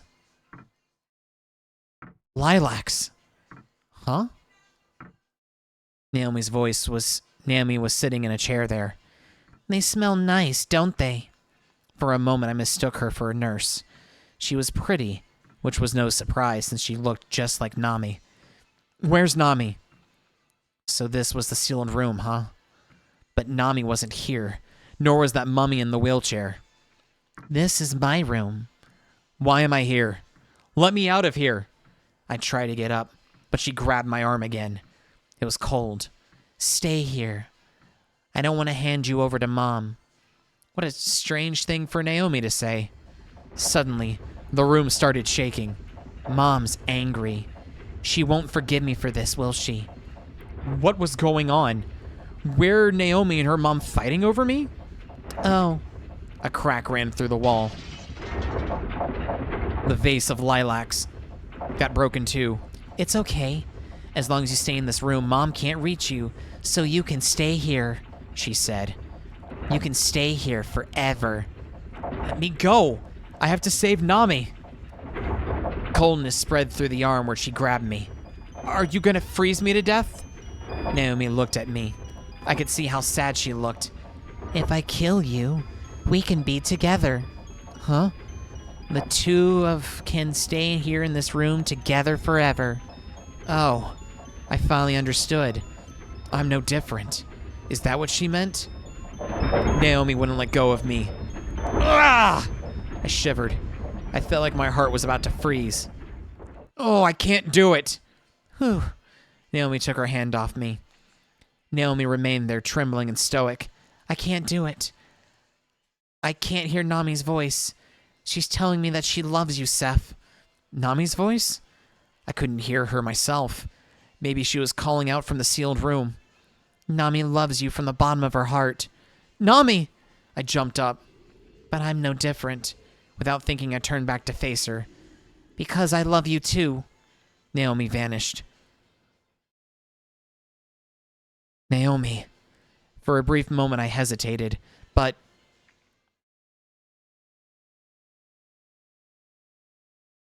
Yeah, no, I have to focus on...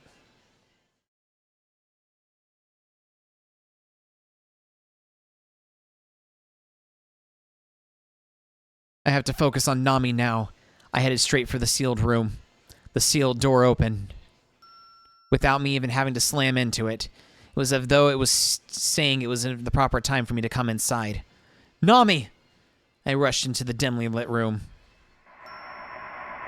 A coffin had been placed there. I opened the heavy lid that was placed over and found Nami's mummy with a whole bunch of hypericums. Nami! It's me! Still, she didn't respond. Say something, Nami! I brought my ear close to her mummified mouth, but I couldn't even hear her hoarse voice. Had she completed the mummification process? There in the darkness up ahead, I could finally see her mummified mom. The mummy that was sitting in the wheelchair showed no signs of moving or talking, but the empty sockets of her eyes seemed to stare at me. Nami's mother, the mummy there, must be seeing the face of the man who left her. Take a good look. I'm not my old man, I yelled. I thought it was horrible what my dad did going back to me and Mom and leaving you out of the blue. I don't think you deserved what he did to you, but I'm not him. I'm not like my dad. It seemed to me like the mummy was starting to twitch and tremble. I'm in love with your daughter, Nami. Even if she turned into a mummy, I'm not going to leave her like my dad left you. Now the mummy was definitely trembling. Huh? The mummy's legs were turning white. They had become bones. Her mom, who had been mummified, was now turning into a skeleton. Let's get out of here. I pulled Nami into my arms. Nami! At that moment, my leg was hit with crippling pain. Ah! Everything below my knees was turning into a skeleton just like Nami's mom, the mummy. Gradually, the flesh on my bones was fading away. Now her mother, a full-on skeleton, approached me. The pain raised from my leg to my hip, and then from my hip to my stomach. I took another look and saw that even my rib cage was poking out. Suddenly, I could hear the ringing of wedding bells echoing through the air, filling the room with an unusual brightness. May our bones come together as one, huh? Revenge wasn't all that Naomi's mom was after, no. It just goes to show how deeply she had fallen for my dad. She wasn't driven by a grudge or scorn. She was driven by a deeper passion. Love. Ah! That overwhelming pain reached my chest. No. I didn't want to be turned into a skeleton. Nami! Nami's body was still rolling around on the floor. Nami's skeleton was standing up right beside me. Nami wasn't just a mummy anymore, was she? No. I thought I could hear that hoarse voice. Nami was trying to tell me something. The pain finally reached my neck. I felt something hot welling up and I screamed. I love you! Nami's mummy spoke too. Nami and I both shouted the same words to each other at the same time. I love you! Nami's voice was normal again, the way it sounded before she was mummified, and at that moment the skeleton stood still. The brightness faded away, and the room went back to being dimly lit. When the two of us had screamed at the same time, we had changed something apparently. A long time passed after that. The skeleton raised its head ever so slightly, and then it fell to pieces. Oh. The mummified Nami's earthly colored skin on her legs and arms and face gradually returned to her normal, youthful appearance. Nami! Seth! We hugged each other tightly. Everything's gonna be fine now. You're back. You're back to normal. You too, Seth. So don't cry. Huh? I hadn't realized it until Nami told me. I didn't know that my face and body were back to normal, and I hadn't noticed that I started crying either. The bones that were scattered about began to disappear. They're disappearing, huh? After putting us through all this, Mom's just gonna leave, isn't she? Naomi muttered to herself. You're wrong. The curse is what's going to leave. Huh? That resentment is what's changed my mom into a love-starved monster. It's fading away now. Not a single shard of her bones remained. Mom. I gently put my arm around Naomi's shoulder. What? Sounded like explosions were going off somewhere. It's all over for this mansion now.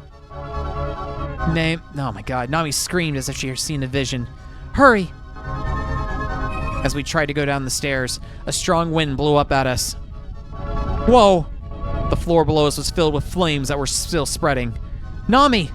Come here! I can't take it anymore. Don't be stupid! We can still make it! I tried to help Nami and she stumbled along and ended up falling too.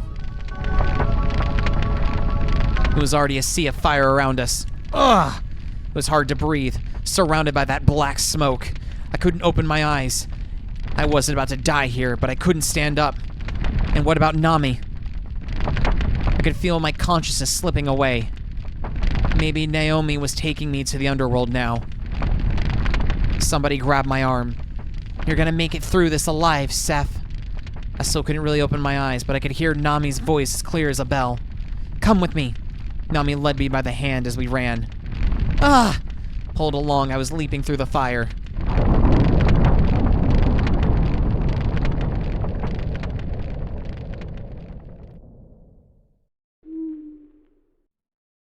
I could smell the soil on the ground, so I picked myself up. I was outside of the gate. There, under the light of the moon, I could see a black mountain of debris. The entire mansion had burned to the ground while I was out cold. It was gone. Along with Naomi, Naomi's mom, and all the sadness that the two of them had felt, while Nami had fallen right there beside me. Nami! Nami! I held her in my arms and shook her. Nami! Nami had pulled me out of that raging inferno. Nami! Oh, I was so glad. Nami had opened her eyes. Seth. Nami looked at me, still in a daze. Thank you, Seth. You saved my life. Huh? When I was overcome by the smoke and I couldn't move, I thought I was done for until you came along. Nami, are you serious? The same thing happened to me. I fell unconscious in the fire. Huh? We looked at each other. Naomi. She's the one who saved us. I know, Nami said. That was the lingering regret that kept her spirit from passing on. She died without ever falling in love. So that was it. Naomi must have been jealous knowing she had a mom who experienced love so powerful and that it mummified her. Nami's eyes welled up with tears. Yeah, there was nothing more for me to say about that. She was no different. Huh? She had her chance too, even if it was only for a short time. She fell in love with you, Seth. So Nami knew about what happened in that room. We looked at the smoldering remains of the mansion. You had your first love, didn't you, Naomi?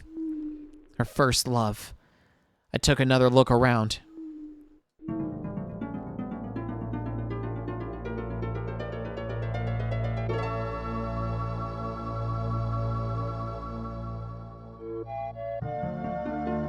Oh. The field of hypericums had changed to a light purple flowers. Lilacs. Lilacs.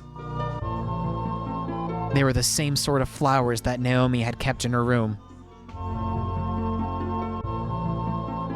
There were no stems or branches to be seen, just flowers spreading out everywhere. It was a field of lilacs. They smell so nice, don't they? They have a meaning, too. And Nami said exactly what they meant. The pain of your first love.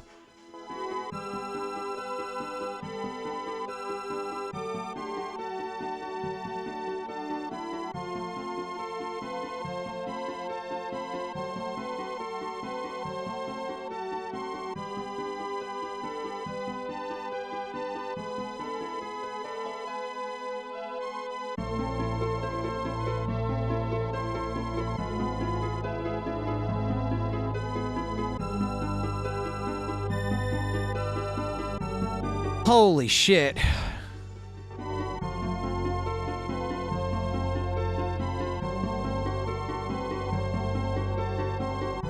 Yeah.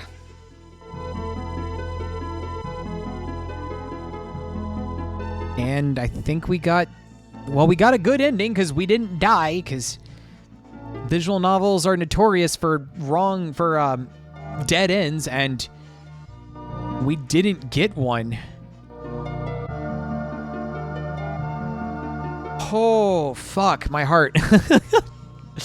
Oh my god, my heart and my body. Holy shit. Like, I'm not gonna lie, during that finale, Like I could feel like my arms like kind of go like numb and from like just tingling. Like my heart was racing. Like I felt my breath, like I was holding my breath because I didn't know what was happening. Oh my God, what a good fucking story.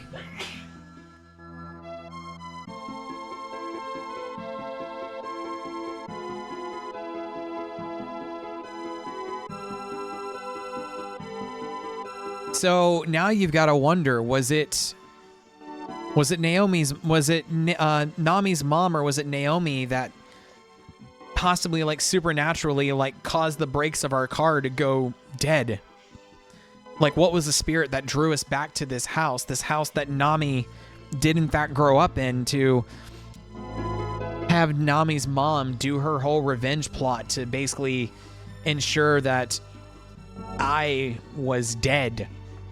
This act of revenge and trying to reclaim the one she loved, to either have us killed in action or potentially, you know, not only kill us, but also send us to the great beyond so we could be one big happy family. Us, Nami, Naomi, and Naomi's mom.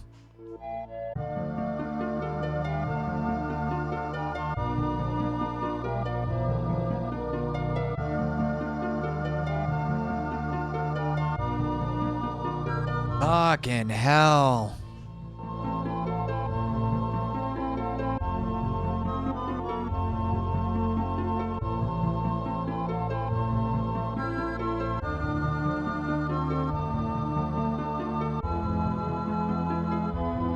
I can see why this did bank. I can see why this sold well and how this was the start.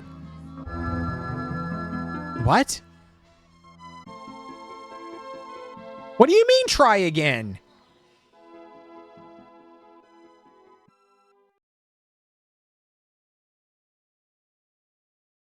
What?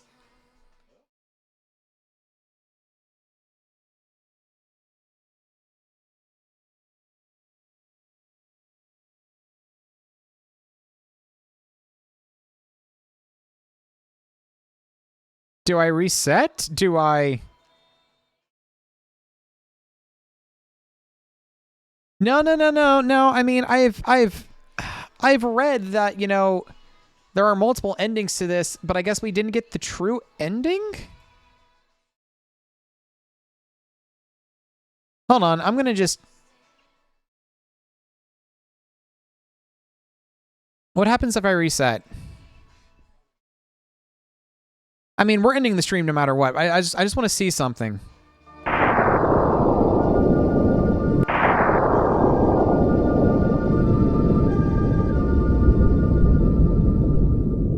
Yeah, no, there's my bookmark, page 1.